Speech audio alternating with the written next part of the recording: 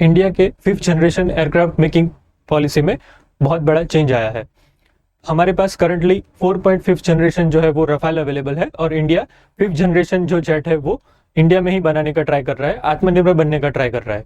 तो उसका जो प्रोग्राम है उसका नाम है एम का और वो डीआरडीओ के अंदर आता है। DRDO basically 5th generation aircraft है वो डिजाइन करेगा और दूसरी कंपनी है उसको वो मैन्युफैक्चरिंग के लिए देगा।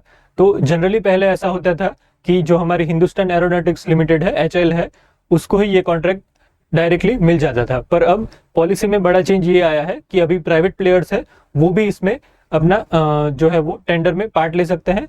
तो ऐसे HAL के साथ कोई प्राइवेट प्लेयर हो सकता है या फिर 2 प्राइवेट प्लेयर मिलके भी जो है वो ये जेट है वो बना सकते हैं।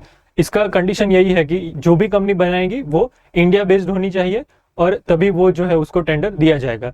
तो ये इतना बड़ा चेंज इसलिए है कि HAL में है वो जेट बनाने में वो उनका टाइम भी थोड़ा ज्यादा लगता है, एफिशिएंसी भी थोड़ी उनकी कम है।